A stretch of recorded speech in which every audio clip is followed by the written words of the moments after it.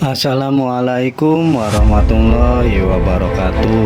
Kembali lagi bersama channel Sejarah Nusantara. Nah, sahabatku semuanya, kali ini saya akan membacakan sejarah tentang cara Orde Baru membungkam para pengkritik Soeharto. Sejak awal Pak Soeharto menjadi presiden pada tahun 1967, stabilitas nasional memang menjadi salah satu kata kunci Soeharto. Sadar ia perlu suasana politik yang stabil untuk menjalankan program pemerintahannya, melaksanakan agenda politiknya, serta yang paling penting mengamankan kekuasaannya menurut Fathur Rahman dan Surahmat. Dalam buku politik Bahasa Penguasa, Soeharto mendorong kampanye stabilitas secara masif dan repetitif. Konsep stabilitas yang dikampanyekan Soeharto, kata Fathur dan Surahmat, sangat ambigu. Istilah tersebut menjadi topeng pembenaran atau alat legitimasi membungkam lawan politiknya. Stabilitas menjadi konsep yang berulang kali dikemukakan, direproduksi, hingga menjadi wacana nasional, ujar Fathur dan Surahmat. Intimidasi, pencekalan, dan buih adalah cara rejim Orde Baru menghukum para penghina Soeharto yang dianggap mengganggu mobilitas nasional. Pencekalan pernah dialami beberapa tokoh seperti mantan Gubernur DKI Jakarta Ali Sodikin dan mantan Kapolri Hugeng Iman Santoso. Mereka merupakan 2 dari 50 tokoh terkemuka yang menandatangani surat keprihatinan petisi 50 pada tanggal 5 Mei tahun 1980. Petisi tersebut berisi protes tentang Soeharto yang menganggap dirinya pengejawantahan Pancasila. Kritik terhadap Soeharto dianggap kritik pula terhadap Pancasila, serta Soeharto menggunakan Pancasila untuk alat mengancam musuh-musuh politiknya. Surat itu kemudian diajukan ke DPR dan berakibat panjang. Soeharto menganggap kelompok petisi 50 adalah oposisi pemerintah. Dalam buku autobiografinya Soeharto, Pikiran, Ucapan, dan Tindakan Saya, ia mengaku gembira ada oposisi terhadap dirinya, tapi dengan syarat ia adalah oposisi yang loyal, kata Soeharto. Masalah ayahnya dalam praktik di negara manapun di dunia ini, tak ada oposisi yang loyal terhadap pemerintah. Dalam bukunya Soeharto menyatakan terang-terangan tak menyukai cara kelompok petisi 50 mengkritiknya. Di kepalanya, bila berbeda pendapat harus diselesaikan dengan musyawarah mufakat di DPR, tapi ada syarat pula dengan kontrol pemerintah, ujar Soeharto. Ia menganggap para tokoh petisi 50 berusaha menjatuhkannya dari kekuasaan dan tak tahu apa-apa soal Pancasila. Imbasnya, Hugeng yang setelah pensiun dari kepolisian memimpin grup musik The Hawaiian Seniors dicekal Orde Baru. Hugeng hanya main gitar Hawaiian saja. Di televisi dilarang karena ikut kirim surat keprihatinan bersama kelompok petisi 50. Tuliswi Manjaya Kiperleotohe dalam buku 20 Bodoh Besar Soeharto.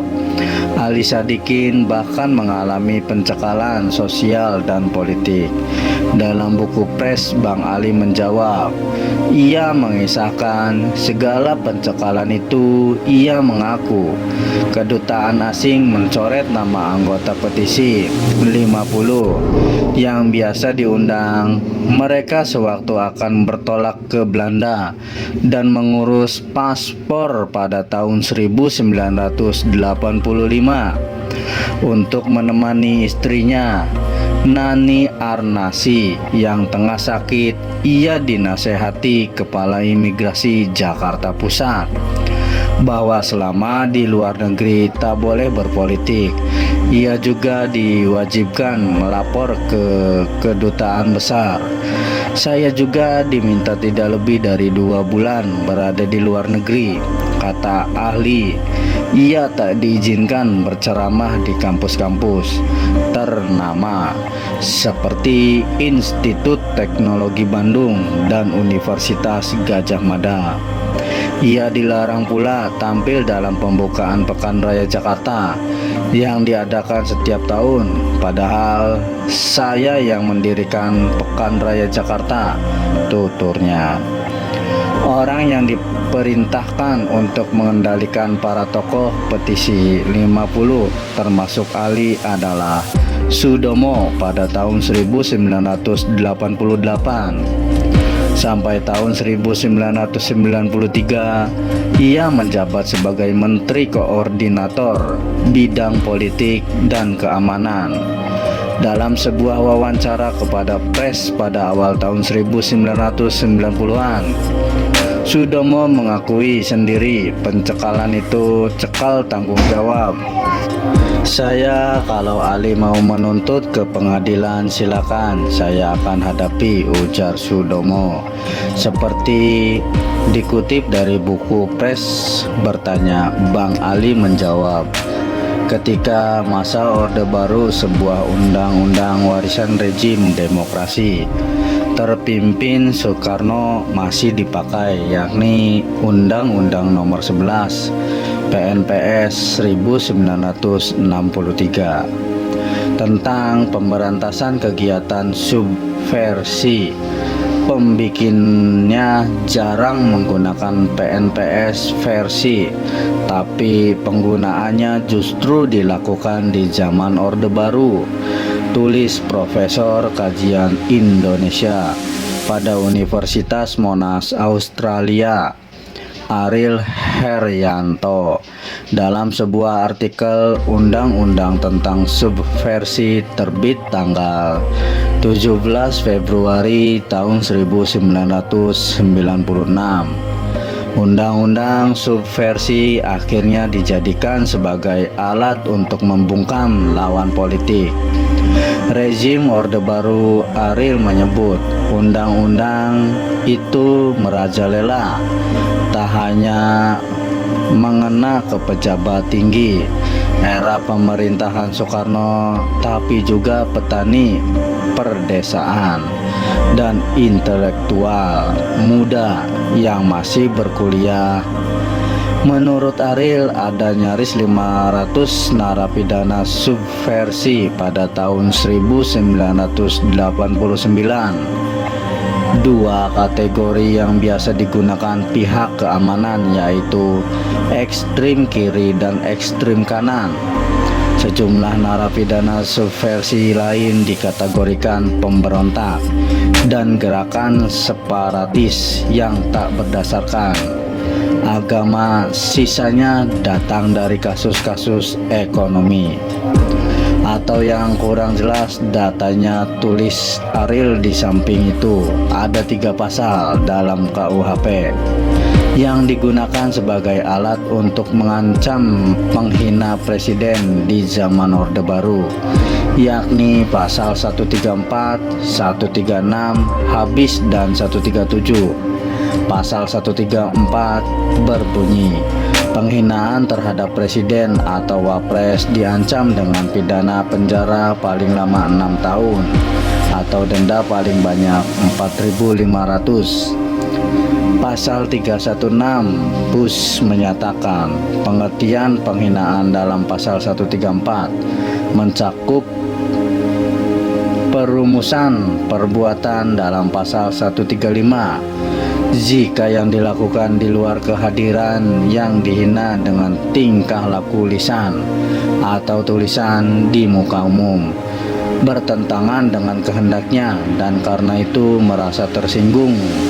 Sementara pasal 137 berbunyi, orang yang menyiarkan, mempertunjukkan atau menempelkan tulisan atau lukisan di muka umum berisi penghinaan terhadap presiden atau wapres diancam pidana penjara paling lama 1 tahun 4 bulan atau denda paling banyak 4.500. Sri Bintang Pamungkas merupakan salah seorang tokoh yang dipenjara karena tuduhan menghina Soeharto. Menurut Sri Bintang dalam bukunya Ganti Rejim, Ganti Sistem Pergulatan Menguasai Nusantara, awalnya ia dituduh memimpin unjuk rasa terhadap Soeharto dan rombongannya sewaktu mereka berkunjung ke Jerman pada April tahun 1995. Padahal ia berada di sana untuk memberikan ceramah di Hannover dan Berlin. Tuduhan kemudian dialihkan. Kali ini aku dituduh menghina Soeharto dalam sebuah temu wicara dengan para mahasiswa Indonesia PPI, Perhimpunan Pelajar Indonesia. Di Berlin, aku dituduh menghina Soeharto dengan menyebutnya sebagai diktator. Kata Sri Bintang, ia diadili dan dijatuhi hukuman 3-4 bulan penjara. Kejadian ini berulang ketika ia mendirikan Partai Unit Demokrasi Indonesia pada tahun 1997. Sri Bintang dijebloskan ke penjara lantaran dianggap melakukan tindakan subversif. Barangkali nasib Jaya lebih beruntung ketimbang Bintang yang dipenjara, padahal aksi mantan guru dan wartawan ini tak kalah nekat. Pada tahun 1993 ia menerbitkan buku berjudul Prima Dosa, Wiman Jaya dan Rakyat Indonesia Menggugat Imperium Soeharto. Tebal buku ini lebih dari 400 halaman, terdiri dari 3 jilid. Ia berhasil menjual 200 kopi buku itu. Buku itu dicari-cari orang dan beredar diam-diam dari satu ke lain. Tangan tulis Tempo edisi tanggal 5 Februari tahun 1994. Konten buku itu dianggap menghina Soeharto. Soeharto sempat menyinggung buku itu ketika berdialog santai di peternakan Tri Estapos Bogor di depan sekitar 100 perwira angkatan laut. Isinya menggugat pemerintah yang ada sekarang. Menggugat saya bahwa yang menciptakan G30S PKI itu saya. Mereka memutarbalikan. Di situ, kata Soeharto, diiringi tawa seperti dikutip dari Tempo. Buntutnya Wiman Jaya diperiksa aparat Kejaksaan Agung. Kejaksaan juga segera melarang peredaran buku tersebut. Pada April tahun 1994, Wiman Jaya ditangkap aparat. Ia diinterogasi atas tudingan menghina presiden dan diancam penjara 7 tahun 4 bulan. Meski begitu, walau sempat ditahan beberapa waktu, ia dilepas tanpa alasan. Yang jelas, pasal penghinaan presiden pun menyasar ke mahasiswa. Hal itu terjadi pada 4 orang mahasiswa Universitas Jayabaya, yakni Bernie M. Tamara Muslim, Sri Utomo Irsalki, dan Susantio Hendro Zanjono. Mereka menjadi pesakitan di Pengadilan Negeri Jakarta Pusat.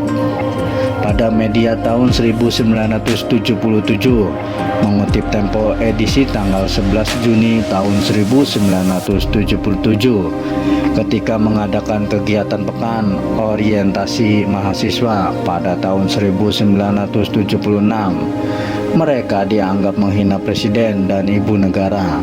Saat itu Ketua Dewan Mahasiswa Jayabaya, Arif Harahap, meminta kepada Bernie dan kawan-kawan membuat konsep kritik terhadap pemerintah dan DPR.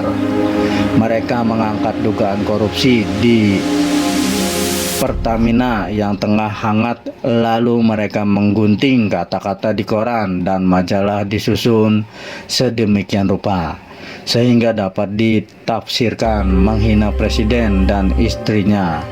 Kertas guntingan tadi lantas difotokopi dan malah beredar keluar kampus karena dianggap tindakan itu memalukan jaksa, meminta hakim menghukum 2 tahun penjara buat mereka yang tampil di meja hijau. Tanpa seorang pengacara di akhir persidangan, hakim memutuskan seluruh terdakwa dihukum masing-masing 1 tahun penjara. Potong tahanan mereka bebas karena masa tahanan sudah lebih dari setahun. Tulis Tempo setelah Soeharto lengser pada tahun 1998.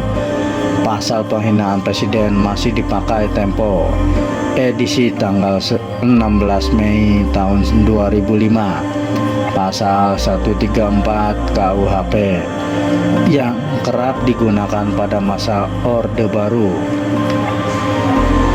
memuat sanksi yang jelas, namun batasan soal perbuatan menghina tersebut tak jelas karena tak jelas penafsirannya. Terserah pada alat negara, tulis Tempo. Pada tanggal 6 Desember tahun 2006, Mahkamah Konstitusi lewat putusan nomor 013-0224/2006 membatalkan pasal penghinaan presiden dan wapres dalam KUHP. Mahkamah Konstitusi menilai pasal 134, 136 bis dan 137 KUHP dapat menimbulkan ketidakpastian hukum